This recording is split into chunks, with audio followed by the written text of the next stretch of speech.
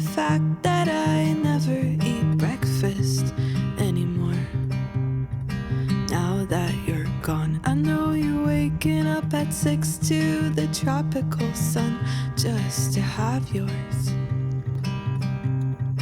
And every time that it snows, I remember the day we made French onion soup. 제가 오랜만에 한국어로 영상을 찍는 건데 되게 뭔가 어색하고 어떻게 말해야 될지 모르겠는 것 같아요.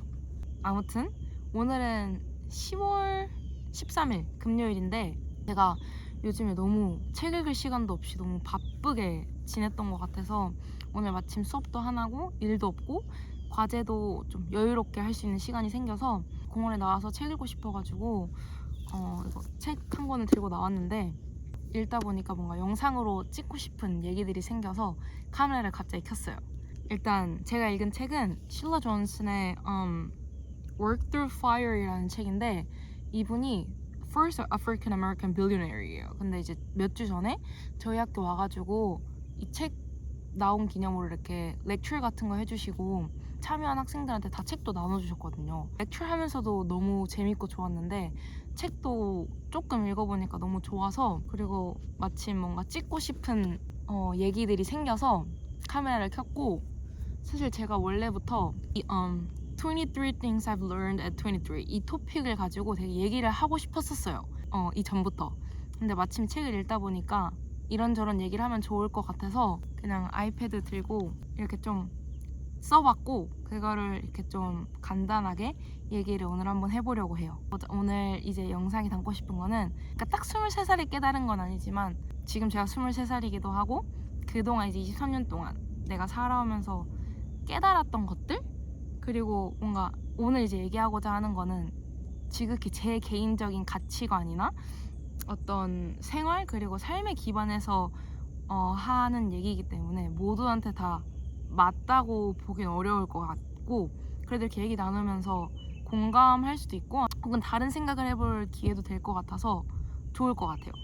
첫 번째는 나한테 필요한 최대 충전 시간 알아내기예요. 그래서 오늘 문득 내가 생각하는 내 최대 충전 시간을 넘어서면 그 이상으로 쉬어도 그 쉼의 가치가 올라가지 않겠구나라고 생각이 들었거든요. 그래서 만약에 핸드폰이 지금 50%인데 100%까지 충전을 완료를 했으면 이제 충전기를 꽂고 있는 게 더 이상 아무 도움이 되지 않잖아요. 뭔가 200% 아니면 300%까지 안 넘어가니까. 그것처럼 휴식을 취하고 충전이 완료됐는데도 계속 휴식을 취하고 있으면 오히려 내가 취했던 휴식의 가치가 떨어지더라고요. 분명 뭔가 내 할 일들을 다 하고 나한테 보상을 해주는 건데 오히려 그 시간이 넘어가니까 시간을 낭비하는 것 같다는 생각이 들더라고요. 그리고 여기서 중요한 거는 본인마다 내가 에너지를 이만큼 사용했을 때 이 에너지가 커버되는 시간이 얼마나 필요한지는 본인이 알아내야 돼요. 왜냐면 사람마다 다 다르고 충전되는 속도도 다르기 때문에 잘 알아내고 그만큼을 딱 소중하게 사용해서 그 쉼의 가치를 올리는 게 중요한 것 같아요. 두 번째는 마무리할 때 기분이 좋아지는 행동이나 활동하기. 저는 개인적으로 시간을 효율적으로 사용하는 게 되게 중요하다고 생각하는데 이걸 좀 더 쉽게 말하자면 내가 어떤 활동이나 행위나 이 시간을 딱 사용을 하고 마쳤을 때 드는 내 감정이 그 시간을 어떻게 보냈느냐를 잘 알려주는 것 같아요. 그리고 대부분 마무리할 때 기분이 좋아지는 행동들은 시작할 때 하기 싫은 것들이에요. 뭔가 과제나 운동이나 뭐 공부나 시작할 때 하기 싫잖아요. 근데 끝날 때 되면은 개운하고 뿌듯하고 뭔가 이걸 잘 해낸 내 자신이 자랑스럽고 뭔가 그런 기분 좋은 감정들이 드는 행동들이잖아요. 그래서 마무리할 때 기분이 좋아지고 내가 좋은 감정을 가지고 마무리할 수 있는 행동들을 해야 그리고 그런 것들로 이제 삶을 채워나가야 뭔가 삶의 질이 더 상승하고 더 건강한 하루들을 보낼 수 있는 것 같아요. 세 번째는 어쩔 수 없는 상황에서 빠르게 쳐나올수록 건강한 삶을 지속할 수 있다. 그러니까 이게 제가 한 2년 전? 작년부터 되게 중요시 생각하고 있는 포인트인데 제가 원래는 되게 내가 예상하지 못했던 일들이나 내가 컨트롤할 수 있는 것 이상으로 일이 벌어졌을 때 되게 답답해하고 아 이렇게 할 걸 저렇게 할 걸 하면서 되게 에너지 소모나 감정 소모를 많이 했거든요. 시간도 뭔가 많이 들고. 이 포인트를 뭔가 깨닫고 집중하고 나서부터 정신적인 건강이나 에너지 소모가 되게 많이 줄었어요. 그러니까 예를 들면 딱 어떤 상황이 벌어졌을 때 스스로한테 질문을 하는 거죠. 오케이, 너 이거 너가 손 쓸 수 있는 거야? 너가 컨트롤할 수 있는 거야? 아니면 뭐 너가 어떻게 해결할 수 있는 상황이야? 했을 때 그게 아니라면 돌아보지 않는 거예요. 그러니까 딱 거기서 시작을 하는 거예요. 그 이전을 돌아보지 않고. 오케이, 그럼 지금 내가 할 수 있는 건 뭐야? 지금 내가 뭘 해야 돼? 라고 이렇게 계속 이렇게 질문을 하는 거죠. 내가 할 수 있는 것들을 찾기 위해서. 그러고 나니까 확실히 좀 더 냉철하게 상황을 바라볼 수 있고 에너지 소모도 전혀 없고 뭔가 후회하는 감정들도 안 들고 내가 할 수 있는 것들에 뭔가 좀 더 집중하고자 하는 힘이 되게 커진 것 같아요. 제 생각에 엄마 아빠의 영향을 되게 많이 받은 것 같아요. 딱 어떤 예상하지 못했던 일이 일어났을 때 그거에 되게 당황하지 않고 그리고 뭔가 스트레스 받지 않고 이미 일이 이렇게 됐네? 그럼 이제 우리가 할 수 있는 건 뭘까? 그럼 우리 이렇게 하자라고 이게 되게 속전속결로 타다다닥 되는 걸 보면서 되게 많이 배우기도 했고 그러니까 어쩔 수 없는 것에서 빠르게 벗어나는 것만큼 에너지나 건강을 아낄 수 있는 게 없는 것 같아요. 그래서 되게 중요한 것 같아요 이게. 그리고 네 번째는 2분 법칙이에요. 이게 제가 작년쯤이었나? 책을 읽다가 알게 된 건데 정말 간단해요. 그러니까 뭐든지 2분만 하자 하고 일을 시작하는 거예요. 그러니까 예를 들면 책도 2분만 읽어야지 하고 시작하고 공부도 2분만 해야지 마인드로 시작하고 뭐 운동도 2분만 뛰어야지 이런 마인드로 모든 시작을 해보는 거예요. 진짜 딱 2분만 해야지 하고 시작을 하면은 사람 마음이라는 게 계속 하게 돼요. 그리고 이미 시작을 하고 보면은 2분, 뭐 2분, 10분, 20분, 30분 이렇게 시간이 지나가 있거든요. 그래서 2분만 해야지 하고 이제 마음을 먹으면은 시작선도 안 높아서 부담스럽지도 않고 그게 결국에는 이제 지속할 수 있는 힘을 주는 에너지인 것 같아요. 막상 2분 뒤에 2분 했으니까 끝내야지 라고 생각이 들기가 쉽지 않거든요. 그래서 뭔가 하기 싫거나 미루고 싶어질 때는 진짜 그냥 딱 2분만 해야지 라고 마음을 먹고 시작하면은 그게 되게 큰 도움이 되는 것 같아요. 그리고 5번째는 조금 개인적일 수 있는데 아무것도 하기 싫을 때는 독서하자예요. 저는 내 최대 충전 시간이 아까 말했던 것처럼 채워졌는데도 뭔가 내가 해야 하는 일들을 하기 싫을 때가 있잖아요. 그럴 땐 저는 그냥 독서를 해요. 원래도 책을 이렇게 읽는 시간을 따로 지정해두고 읽기도 하고 책을 이렇게 자주 읽으려고 하는데 그래도 아무것도 하기 싫을 때 있잖아요. 아무것도 하기 싫고 근데 이대로 시간을 낭비하긴 싫고 시간이 아깝고 그럴 때는 저는 무조건 독서해요. 뭐 운동처럼 내가 직접 몸을 움직여야 되는 것도 아니고 공부나 과제처럼 내가 뭔가 머리를 써서 내가 뭔가 직접 해야 되는 것도 아니고 그냥 앉아서 책만 읽으면 되잖아요. 그런 마음이 들 때 독서를 하고 나면은 되게 시간을 잘 사용했다라는 생각이 들어서 뿌듯하기도 하고 얻어가는 것도 있고 책에서. 그리고 6번째는 시간 관리에 관한 건데 사용할 시간을 계획하는 것보다 사용한 시간을 되돌아보는 게 더 중요하다.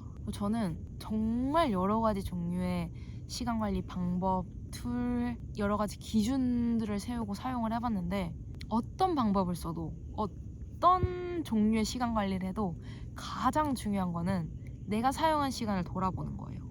내가 체감상 1시간 공부를 한 것 같아도 그 시간을 내가 직접 기록을 해보고 돌아보면 30분 했을 때도 있고 유튜브를 보면서 30분 시간을 쓴 것 같아도 시간을 기록하고 보면 3, 4시간 쓴 경우도 있거든요. 그래서 시간 관리를 하고 싶고 내가 좀 더 시간을 효율적으로 쓰고 싶다면은 가장 먼저 해야 될 거는 뭐 하루, 이틀, 일주일 동안 내가 사용한 시간들 그대로를 기록을 해야 돼요. 그렇게 시간을 기록하고 나면은 내가 어떤 상황이나 어떤 것들에 내 에너지랑 시간들이 이만큼 사용을 했고 돌아볼 수 있거든요. 내가 직접 내 눈으로 내가 여기에 이만큼이나 시간을 썼다고 혹은 이 정도밖에 시간을 안 썼다고 라고 이렇게 생각이 들면서 앞으로 내가 시간을 어떻게 쓰고 싶다라는 생각이 들 거예요. 그럼 이제 그때가 시간을 계획할 이제 다음 단계로 넘어가는 거죠. 그래서 저는 시간을 계획하는 것보다는 그 이전에 우선 내가 사용한 시간을 돌아보는 게 더 중요한 것 같아요. 그리고 7번째는 성공이나 행복의 기준은 개개인마다 너무나도 다르기에 나만의 기준을 알고 세우는 게 중요하다. 일단 이거를 할 수 있으려면 나랑 가장 친한 친구가 돼야 돼요. 다른 사람이 나를 아는 것보다 내가 나를 잘 알아야 되고, 내가 그 누구를 아는 것보다 나 스스로를 제일 잘 알아야 되는 것 같아요. 그래야지 내가 원하는 삶을 살 수 있거든요. 근데 이게 너무 진부한 얘기 같지만 모든 진부한 얘기들이 진리인 것처럼 내가 나를 모르고 나랑 친하지 않다면은 다른 사람의 기준에 휩쓸리기 쉬운 것 같아요. 그래서 주변에서 뭐 친구들이나 이제 아는 사람들이 종종 물어볼 때가 있거든요. 혜빈아, 너가 생각하는 성공의 기준이나 행복의 기준이나 그런 게 뭐야? 라고 물어볼 때마다 저는 늘 똑같이 얘기해요. 내가 내 삶에 갖고 있는 가치관대로 살아가는 게 지금은 나는 그게 내 성공이고 행복인 것 같아 라고 말을 하거든요. 그래서 제 성공이랑 제 행복은 온전히 저한테 달려있는 거죠.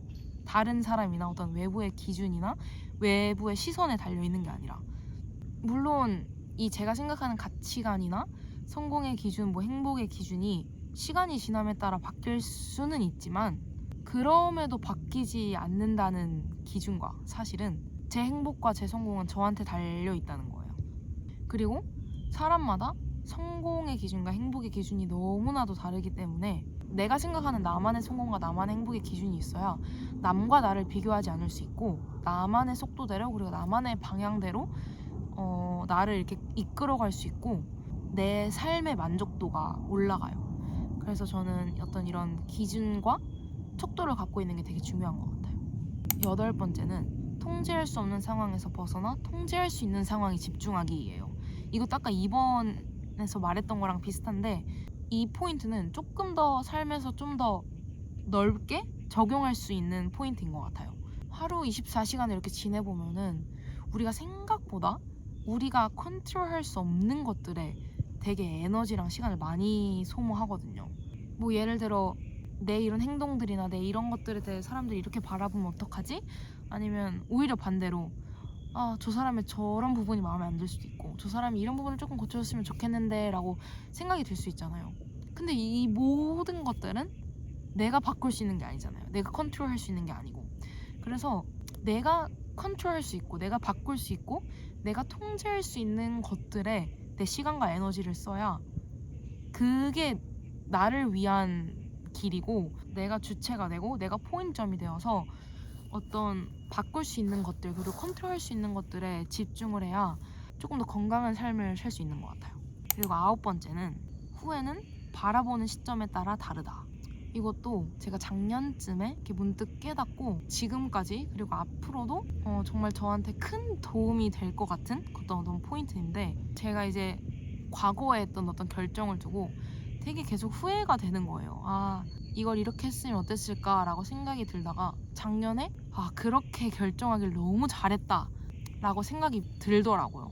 그러면서 동시에 그동안 내가 후회했던 그 결정인데 내 상황과 지금 이 처지에서 바라보니까 그렇게 결정하길 너무 잘했다라고 생각이 들더라고요. 후회는 내가 어떤 상황과 처지에 있느냐에 따라 언제 그리고 어떤 각도로 다시 뒤돌아보느냐에 따라 바뀔 수 있겠구나라고 생각이 들었어요. 후회하지 않는 삶을 사는 게 되게 중요하다고 생각을 했거든요.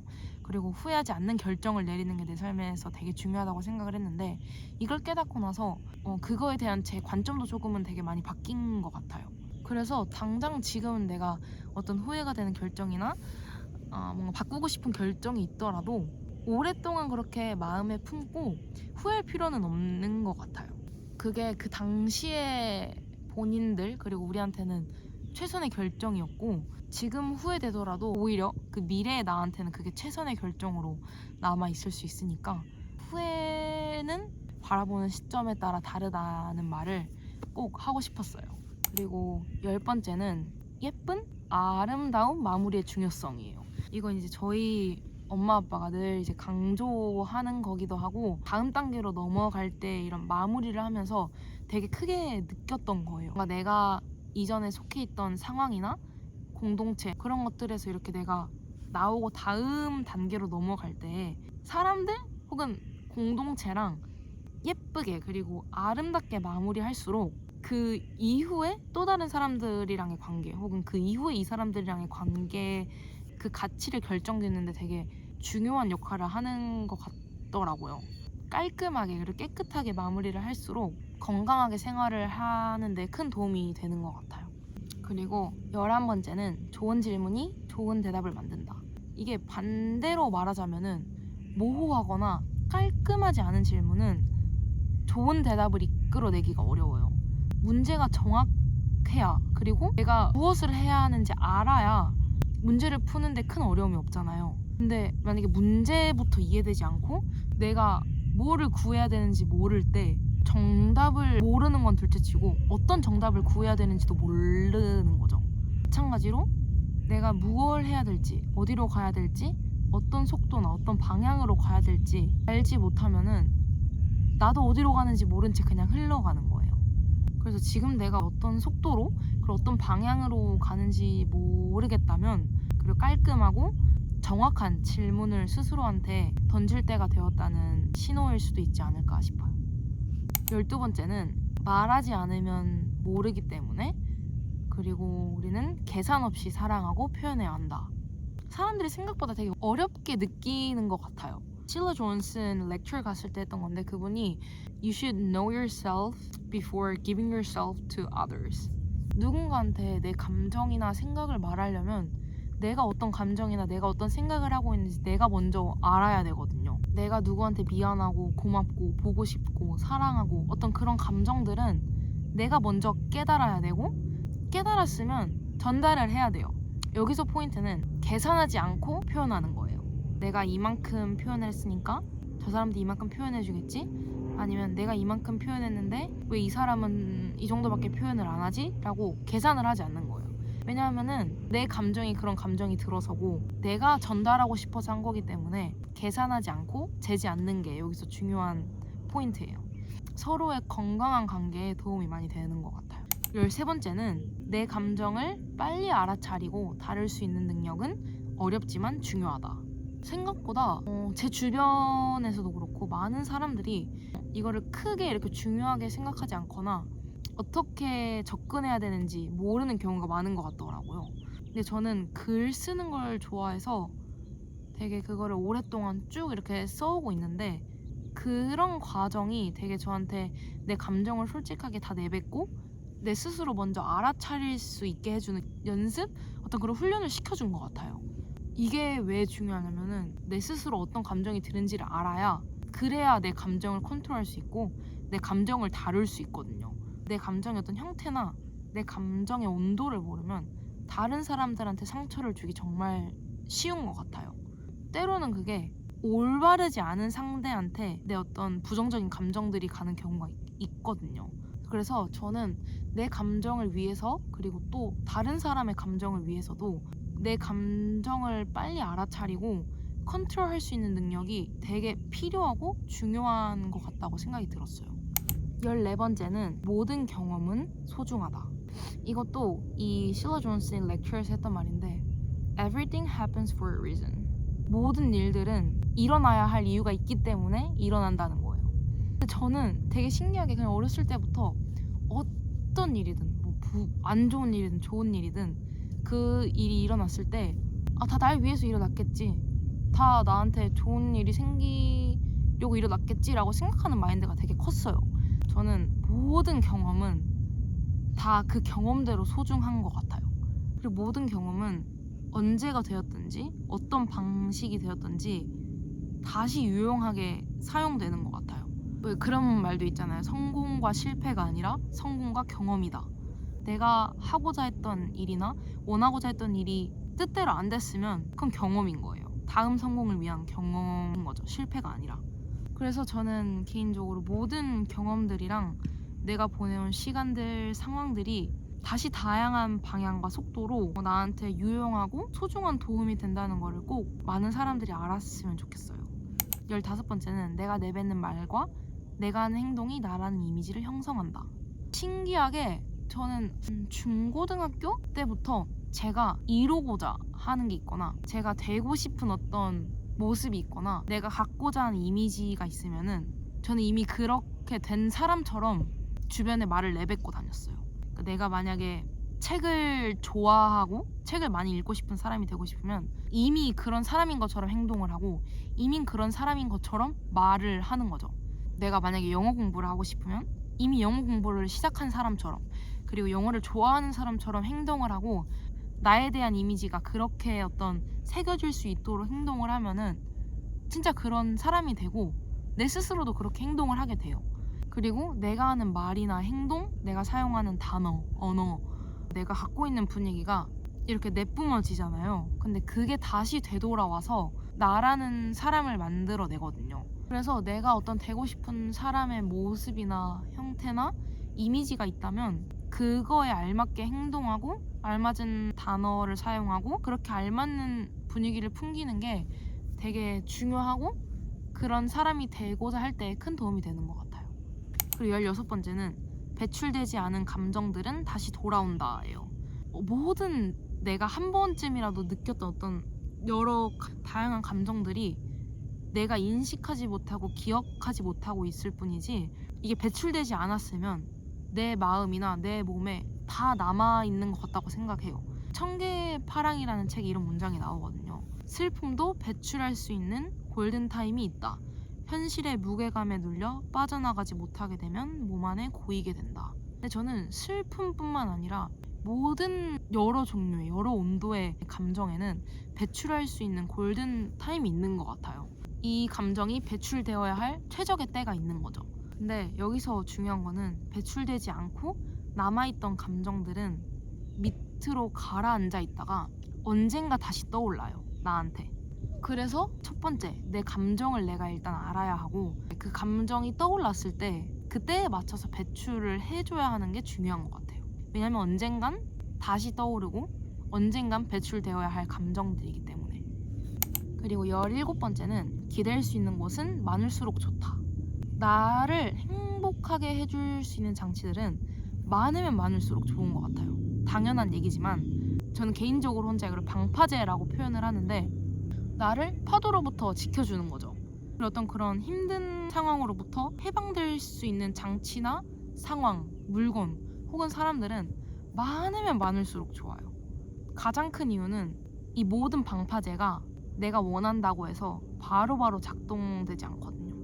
혹은 그날은 이 방파제가 아예 작동이 안 될 수도 있거든요.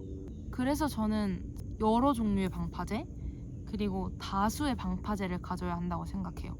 내 기분을 전환시킬 수 있는 방파제를 많이 가질수록 그리고 다양한 종류로 가질수록 그러한 방법을 많이 알고 있을수록 우울한 감정이 들 때나 힘들 때나 빠르게 벗어날 수 있고 조금 더 긍정적인 방향으로 내 삶을 이끌어 나갈 수 있는 것 같아요. 18번째는 우리의 삶은 방과 같고 서랍이 많은 옷장과 같다. 저는 개인적으로 뭔가를 이렇게 그만둔다라는 표현을 되게 안 좋아하거든요. 표현 자체가 뭔가 이전에 내가 해왔던 시간들 그리고 기억, 추억 그리고 뭔가 경험들을 다 버리고 포기한다는 어감이 들어서 그런 것 같아요. 그래서 주변에서 12년 동안 축구를 했는데 아쉽지 않냐라고 물어보는데 저는 한 번도 아쉽다고 생각한 적이 없고 한 번도 후회한 적이 없어요. 저도 이제 생각을 해봤거든요. 12년 동안 매일같이 이렇게 축구를 했다가 지금은 생각이 나지 않을까라고 생각을 해봤는데 제 꿈이 축구 선수였다기보다 내가 어떤 나라는 사람을 이 자리까지 성장시키고 싶을 때 사용한 도구가 축구였던 것 같아요. 그리고 나라는 사람의 가치를 이 정도까지 올리고 싶을 때 사용한 도구가 축구였던 것 같다라는 생각이 들더라고요. 그리고 저는 제가 축구를 그만뒀다고 생각해 본 적이 한 번도 없거든요. 축구했을 때의 경험과 시간과 부분들이 언제든지 저한테 다시 도움이 될 수 있고 제 다음 커리어랑의 어떤 연결고리라고 생각을 해요. 뭔가 삶이나 인생은 직선이 아니라 네모난 방과 같고 서랍이 많은 옷장과 같다라고 생각이 들었어요. 내가 어떤 지금 하는 일들을 멈추고 새로운 일을 도전을 했을 때 다시 처음으로 돌아가야 하는 직선이 아니라 이전에 내가 했던 시간들이나 경험들은 이쪽 옷장에 있는 칸에다 잠시 넣어두고 새로운 옷장 문을 여는 거죠. 새로운 내가 문을 열었을 때 이전 경험이 필요할 수 있잖아요. 그때 다시 내가 담아뒀던 칸을 열어서 그때의 경험에 도움을 받기도 하고 그때의 경험에 잠시 머물다 오기도 하고. 그래서 저는 서랍이 많은 인생, 이야기거리가 많은 인생이 재밌고 좋은 것 같아요. 왜냐면 그만큼 많이 도전했고 여러 가지 종류의 경험을 갖고 있다는 뜻이니까 여러 가지 옷장 칸을 갖고 있을수록 참 멋진 삶이고 멋진 인생인 것 같다는 생각이 들어요. 그리고 19번째는 미래의 나를 위해 기록하고 과거의 내가 나를 위로한다. 그러니까 제가 가장 좋아하는 제 오래된 습관 중에 하나가 기록하는 거예요. 근데 제가 정말 공감했던 알쓸신잡에 나왔던 이야기인데 나에 대한 기록을 남긴다는 건 미래를 생각하는 거거든요. 희망 없인 일기를 쓰지 않아요. 근데 제 어릴 적, 그러니까 한 중고등학교 때 일기 보면은 너는 몇 살이 되어서 지금 다시 이 일기를 읽고 있니? 너는 지금 어디서 왜 이 일기장을 다시 꺼내서 읽고 있니? 이렇게 시작을 해요. 일기들이. 그리고 이 일기를 읽을 때에도 행복하고 재밌는 삶을 살고 있길 바래. 이런 형식으로 끝나거든요. 항상 일기들이. 그래서 그때는 몰랐는데 지금 돌아보면 항상 미래에서 뭔가 바라보고 있을 제 자신을 위해서 써왔던 것 같아요. 일기를. 근데 내가 뭔가 미래에 대한 희망이나 미래에 대한 내 모습에 대한 기대감이 없으면 그런 글을 안 썼을 거란 말이죠. 그래서 기록의 장점은 저는 정말 많지만 그 중에 하나가 지금의 내가 사용하고 있는 시간과 지금의 나를 기록함으로써 나를 아껴주는 게 가장 큰 장점인 것 같아요. 그리고 20번째는 같은 것이라도 어떤 각도에서 바라보냐에 따라 큰 차이가 난다. 긍정적으로 바라보면 모든 게 긍정적으로 보이고 부정적으로 보면은 모든 게 부정적으로 보이는 거예요. 이 긍정이랑 부정의 차이는 정말 요만큼인 것 같거든요. 저는 지금 제가 사는 삶에 너무나도 만족하고 감사한 것도 너무 가득한데 제가 만약 부정적으로 바라보고 싶으면 부정적으로 바라볼 수 있는 것들이 정말 많아요. 긍정적으로 바라보는 어떤 그런 시각이나 마음을 갖는 게 중요한 게 더 나아갈 수 있는 힘이나 더 하고자 하는 열정이나 그런 마음들이 긍정적인 어떤 이런 마음가짐에서 시작되기 때문이거든요. 그리고 부정적인 사람들의 어떤 특징 중에 하나가 끝없이 그리고 더 부정적으로 보려고 노력을 해요. 내가 더 부정적인 사람이라는 거를 증명하고 싶어 하고 그렇게 하려고 노력을 해요. 그래서 이게 되게 별것 아닌 것 같은 시각의 차이인데 시간이 지날수록 그리고 나중에 돌아봤을 때는 되게 큰 차이를 불러오는 것 같더라고요. 그래서 저는 긍정적인 시각을 갖고 긍정적인 마음을 갖고자 하는 어떤 그런 마음이 되게 중요한 것 같아요. 21번째는 사람들의 영린을 아는 중요성. 영린이라는 거는 원래 용의 목에 거꾸로 난 비닐을 말하거든요. 그래서 건드리면 안 되는 부분을 영린이라고 하는데 사람마다 듣기 싫어하는 말이나 행동, 언어 아니면 남들이 알지 않았으면 하는 나만의 내가 스스로 생각하는 약점이나 들키고 싶지 않은 부분들이 있잖아요. 그거를 알고 배려하는 게 인간관계에서 되게 중요한 것 같아요. 그 사람이 원하고 그 사람이 소중하게 생각하고 좋아하는 것들을 해주는 것도 중요하지만 서로의 영린을 알고 배려해야 더 깊고 더 오래가는 인간관계를 형성할 수 있는 것 같아요. 그리고 22번째는 내 차림새의 변화가 내 행동과 생각의 변화로 이어진다. 내가 읽는 책과 내가 가는 장소와 내가 만나는 사람들이 나를 말해준다라는 말이 있잖아요. 내가 입는 옷도 그중 하나라고 생각이 들어요. 근데 여기서 중요한 거는 남한테 잘 보이기 위해서 입는 게 아니라 나를 위해서 입고 보여져야 돼요. 무엇을 입느냐가 내 기분이랑 내 행동이나 내 언어에도 되게 신기하게 영향을 크게 미치거든요. 내가 제일 좋아하는 운동복을 입으면 운동할 맛이 더 나잖아요. 더 운동 열심히 하고 싶고 내 차림새가 바뀌면 내 행동이나 생각에도 되게 직접적 그리고 간접적으로 많은 영향을 미친다고 생각을 하기 때문에 내 차림새에도 되게 노력을 하는 게 되게 중요한 것 같아요. 그리고 마지막 23번째는 인생은 가성비 싸움이 아니다. 제 스스로 느끼기도 했고 주변에 이렇게 있는 친구들이나 사람들을 보면서 되게 크게 느낀 거이기도 한데 인생은 가성비를 따지고 가성비를 쫓는 게임이 아닌 거예요. 뭐 이게 오히려 제가 이것저것 많이 해봐야 돼 라는 말을 많이 듣는 20대라 더 그런 생각이 들 수도 있겠지만, 가성비보다는 나를 알아가는데 돈이나 에너지나 시간을 사용하는 게 중요하다라고 생각이 들었어요. 생각보다 나만의 취향을 갖는다는 게 어렵고 도전을 안 하면 알 수가 없어요. 옷도 이것저것 사서 입어봐야 나한테 어울리는 옷을 알고, 음식도 이것저것 먹어봐야 내가 어떤 음식을 좋아하는구나를 알고, 영화나 드라마, 뭐 TV나 어떤 컨텐츠도 봐봐야 내가 이런 장르를 좋아하는구나 하고 알 수 있잖아요. 그리고 사람도 이 사람 저 사람 만나봐야 내가 이런 분위기를 갖고 있는 사람을 좋아하구나, 내가 이런 사람들이랑 있을 때 난 이런 모습이구나 라는 걸 알 수 있잖아요. 취향은 나라는 사람의 고유한 특성을 갖는 것 같아요. 그냥 좋고 싫고에서 yes or no를 고르는 게 아니라, 가성비만 쫓는 게 아니라 내 취향을 찾고 나한테 맞는 삶을 알아가는 게 미래에 어른이 된 나한테 좀 더 도움이 될 수 있는 방법이 아닐까 싶어요. 제가 벌써 여기 앉아서 혼자 떠든 지 1시간이 조금 넘었는데, 23가지 전부는 아니어도 여러 사람들한테 도움이 될 수 있고 공감이 될 수 있는 이야기들이었으면 좋겠어요. 원하고자 하는 일들이 제일 잘 되지 않을 때 그 나름대로 더 좋은 일들이 일어나기 위한 이유라고 생각을 했으면 좋겠고, 결국엔 다 괜찮을 거야 라는 것도 있고, 말하면서 영상을 마무리하고 싶고, 언제 다음 영상을 찍게 될지 모르겠지만 더 재미난 그리고 더 유익한 것들 많이 들고 올게요. 바이바이.